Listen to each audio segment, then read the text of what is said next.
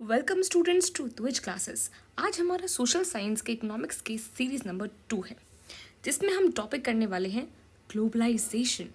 Globalisation जो है वो क्या होता है? देखो, ग्लोबलाइजेशन होता है जब बहुत सारे कंट्रीज आपस में इंटीग्रेशन करते हैं। और इंटीग्रेट होते हैं किस चीज़ के लिए? फॉरेन ट्रेड के लिए, फॉरेन इन्वेस्टमेंट्स के लिए। अब ये फॉरेन ट्रेड और ये फॉरेन इन्वेस्टमेंट्स करता कौन है? गवर्नमेंट करती है, मल्टीनेशनल कंपनीज करती हैं, ठीक है। अब ये जो ग्लोबलाइजेशन है, इसने बहुत सारी न्यू अपॉर्चुनिटीज़ क्रिएट करी हैं कंपनीज के लिए। जैसे कि अब न्यू न्यू जॉब्स आपको प्रोवाइड करनी है, तो फिलहाल के टाइम पे इंडिया में टूरिज्म सेक्टर जो है वो बहुत ग्रो कर रहा है। क्यों? क्योंकि ये बहुत सारे लोगों को क्या प्रोवाइड कर रहा है? जॉब अपॉर्चुनिटीज़ प्रोवाइड करता है, हॉस्पिटैलिटी की सर्विसेज प्रोवाइड करता है। और बहुत सारे तो ऐसे देश हैं जिनकी इकोनॉमी सिर्फ और सिर्फ टूरिज्म पे चल रही है, जैसे कि ये स्विट्ज़रलैंड, पेरिस। इनके जो देश हैं ये सिर्फ और सिर्फ टूरिज्म के बलबूते पर ही अपनी इकोनॉमी को सस्टेन किए हुए हैं। और दूसरा आईटी सेक्टर। जाहिर सी बात है, आज 21st सेंचुरी में हम लोग को क्या चाहिए? हम लोग को टेक्नोलॉजिकल एडवांसमेंट चाहिए। हर चीज़ के लिए टेक्नोलॉजी आ गई है। इंस्टाग्राम देखो, यूट्यूब देखो। किसे पता था 2011 से पहले कि यूट्यूब भी कोई होता है? 2011 के बाद, 15 के बाद लोगों को पता चलने लगा कि अच्छा यूट्यूब भी कुछ होता है, वहाँ से आप सर्च कर सकते हैं। तो इस तरीके से टेक्नोलॉजिकल एडवांसमेंट जो हो रहा है, उसमें आईटी सेक्टर का बढ़ना बहुत ज़रूरी है। अब एमएनसीज जो हैं, उसमें सबसे बड़ा नाम अगर आप भारत में देखेंगे तो किसका आता है? टाटा, रिलायंस। ये बहुत बड़ी मल्टीनेशनल कंपनीज हैं। अब टाटा की ब्रांचेस ना आपको सिर्फ भारत में देखने को मिलेंगी, बल्कि बाहर के देशों में भी देखने को मिलेंगी। अब ये जो मल्टीनेशनल कंपनीज होती हैं, ये अपना बेस सेटअप कैसे करती हैं? यानी कि ऐसी कौन सी वो रिक्वायरमेंट्स होती हैं जिनको ये देख करके अपनी कंपनी को स्टैब्लिश करती हैं? सबसे पहली, place close to their main market where they want to sell their product. जाहिर सी बात है, वेरी ऑब्वियस, कि जहाँ पे मेन मार्केट होगी वहीं कंपनी खुद को स्टैब्लिश करेगी ताकि वो अपने प्रोडक्ट को सेल कर सके। दूसरा, cheap labour.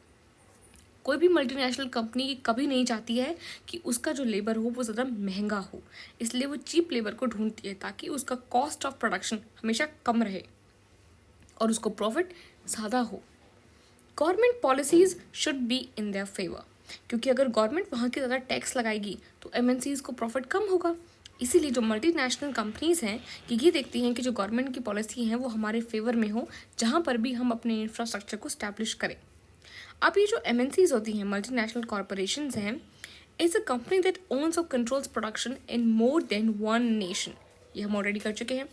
MNCs set up offices and factories for production in regions where they can get cheap labor and other resources so that the company can earn greater profits.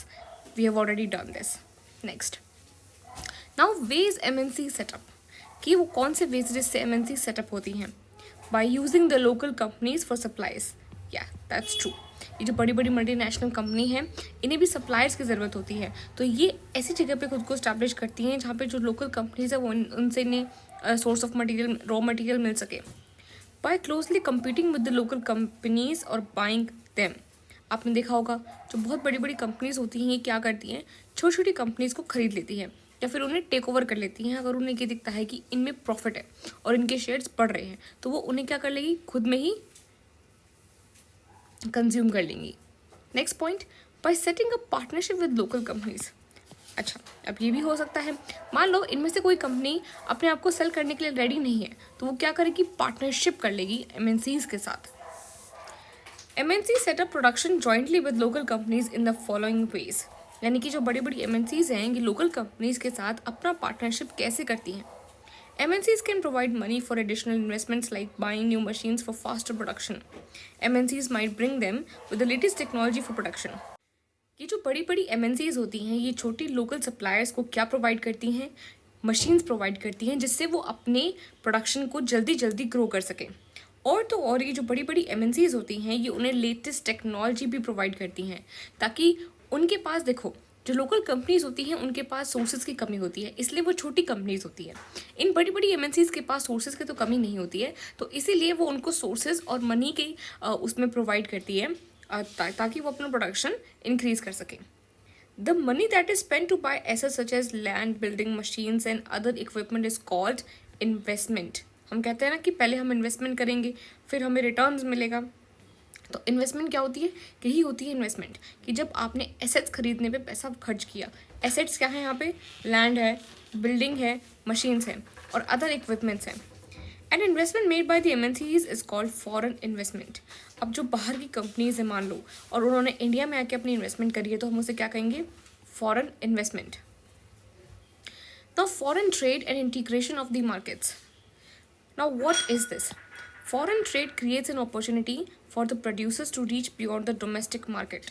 अभी जो foreign trade होता है, जैसे मैंने कहा था कि यार तुम्हारे पास लेटेस्ट टेक्नोलॉजीज है तुम्हारे फ़ोन के अंदर, या फिर शीन जैसे ब्रांड्स जो हैं, हम इंडिया में बैठे बैठे वर्ल्ड की कोई भी चीज़ यहाँ पे मंगा सकते हैं, उन ब्रांड्स का इस्तेमाल कर सकते हैं, सभ्यसाची जो यहाँ पे हैं उनके लाएंगे वर्ल्ड वाइड कहीं पर भी जा सकते हैं।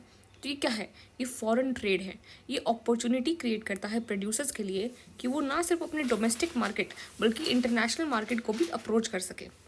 Producers can sell their products not only in the markets located with in the country but can also compete in the markets located in the countries of the world.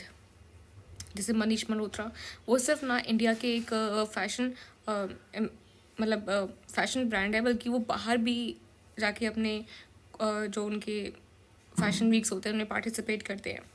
Similarly buyers have the options to choose among the various goods.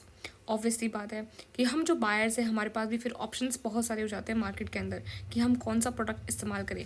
जैसे कि Colgate, Pepsodent, दंत कांति, पतंजलि, इन इतने सारे products हैं तो हम उनके बीच में अपनी पसंद का प्रोडक्ट चूज़ कर सकें। Thus, foreign trade results in connecting the markets or integration of markets in different countries. इससे क्या होता है?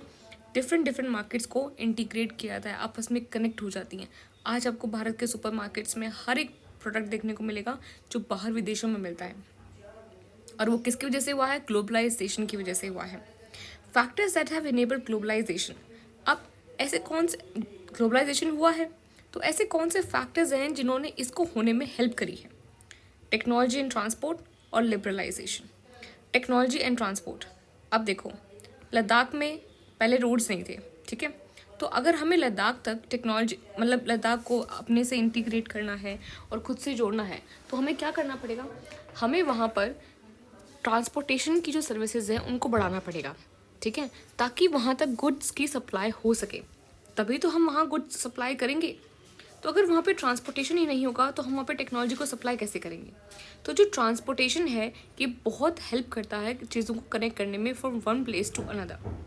जैसे कि इंडिया में जब तक रेलवेज़ नहीं आया था तब तक हमें यही नहीं पता था कि नेशन क्या होता है, कॉन्सेप्ट ऑफ नेशन। लेकिन जैसे ही इंडिया में रेलवेज़ आया, जब ब्रिटिशर्स लेकर आए थे, तो क्या हो गया? जम्मू का आदमी कन्याकुमारी से जुड़ गया और गुजरात का इंसान असम से जुड़ गया। तो इस तरीके से पूरा इंडिया क्या हो गया? इंटीग्रेट हो गया, इंटरलिंक्ड हो गया एक दूसरे से। हमारे विचार, हमारे जो आइडियाज़ हैं वो एक जगह से दूसरी जगह पे ट्रांसपोर्ट होने लगे। Rapid improvement in technology, first point. Second point, this has made possible much faster delivery of goods across long distance at lower cost. जैसे कि आजकल शिपिंग होती है, बाय एयरप्लेन शिपिंग होती है, ठीक है? तो इससे क्या हुआ है? हमारे जो गुड्स हैं उनकी ट्रांसपोर्टेशन बहुत जल्दी फास्टर हो गई है। Information instantly accessible. इन्फॉर्मेशन जो है वो हमें एक क्लिक पर मिल जाती है। जैसे कि आजकल आप कुछ भी ट्रैक कर सकते हो कि आपका गुड यहाँ कहाँ तक पहुँचा है ना। ट्रैकिंग सिस्टम है, टेक्नोलॉजिकल एडवांसमेंट आपके पास है, आपके पास डिजिटल मोबाइल फ़ोन्स है जिसमें आप एक क्लिक करोगे आपको सब कुछ पता चल जाएगा। लिबरलाइजेशन। अभी लिबरलाइजेशन का मतलब क्या होता है? थोड़ा सा खुद को आज़ाद करना, लिबरल करना, ठीक है, ईजी वे में उसको सॉफ्टन कर देना।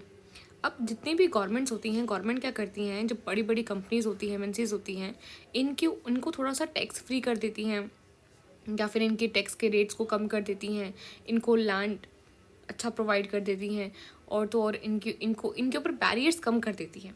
तो उसे हम कहते हैं liberalisation. Trade barriers are some restrictions that have been set up by the governments.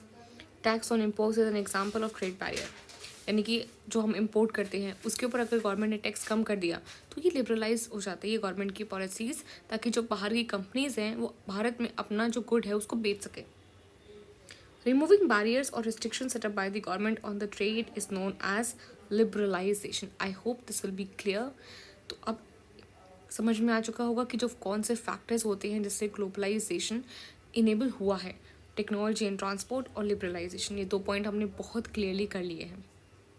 Fair globalisation, अब ये फेयर ग्लोबलाइजेशन क्या होता है, ठीक है।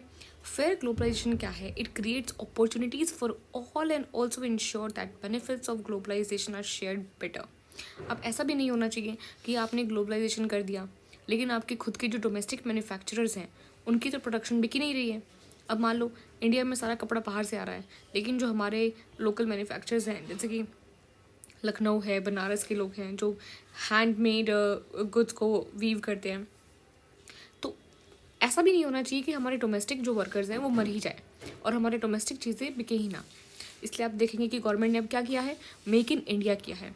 ये हम मेक इन इंडिया पे बहुत ज़्यादा फोकस कर रहे हैं ताकि हमें कल को बाहर के देशों पे रिलायंस ना रहना पड़े अपनी टेक्नोलॉजी के लिए, अपने प्रोडक्शन के लिए, अपने स्पेयर पार्ट्स के लिए। फेयर ग्लोबलाइजेशन ये एक अपॉर्चुनिटी क्रिएट करता है सबके लिए ताकि वो इंश्योर कर सकें कि जो ग्लोबलाइजेशन के बेनिफिट्स हैं वो सबके सब शेयर कर रहे हों। ऐसा नहीं हो रहा हो कि ग्लोबलाइजेशन हो रहा है लेकिन अमेरिका जो है वो हमसे सिर्फ सामान बेच रहा है और ख़रीद नहीं रहा, तो ऐसा नहीं होना चाहिए। अब कुछ स्टेप्स ले जाते हैं गवर्नमेंट के थ्रू। क्या? सबसे पहला, it can ensure that labour laws are properly implemented and the workers get their rights. यानी कि गवर्नमेंट इस बात का ख्याल रखे कि जितने भी लेबर लॉज हैं वो प्रॉपरली इम्प्लीमेंट हो रहे हैं और जो वर्कर्स हैं उनका शोषण ना हो, उन्हें उनके जो अधिकार हैं वो मिले। Second, it can support small producers to improve their performance. Obvious सी बात है, वरना अगर छोटे छोटे जो स्टार्टअप्स हैं, अगर ये जो बड़ी बड़ी एमएनसीज पे हम रेगुलेशन नहीं लगाएंगे तो ये स्मॉल स्केल इंडस्ट्रीज जो चल रही हैं, जो छोटी छोटी कंपनीज हैं, ये तो कभी चल ही नहीं पाएंगी। तो इनके परफॉर्मेंस को बेटर करने के लिए, इम्प्रूव करने के लिए भी गवर्नमेंट हेल्प करती है। Third point, it can also align with other developing countries with similar interest to fight against domination of developed countries in the WTO। What is WTO? World trade organisation. जैसा कि मैंने समझाया था कि जो developing countries है जैसे कि इंडिया, तो ये जो डेवलप कंट्रीज है लाइक अमेरिका, रशिया, चाइना, तो ये ऐसे देश जो हैं वो डेवलपिंग कंट्रीज़ के ऊपर हावी ना हो जाए। इसके लिए भी हमें ये इंश्योर करना बहुत ज़रूरी है कि जो फेयर ग्लोबलाइजेशन है उसका बेनिफिट सबको मिले। ऐसा नहीं होना चाहिए कि एक कंट्री है वो सबको सिर्फ अपना सामान बेच रही है और बाकी लोगों से खरीद नहीं रही है। That is what we call fair globalisation. Video यहीं पे ख़त्म हुआ। I hope you like this video. अब चैनल को सब्सक्राइब करना बिल्कुल मत भूलना और इस वीडियो को लाइक कर दो और अपने फ्रेंड्स के साथ जल्दी से जाके शेयर कर दो।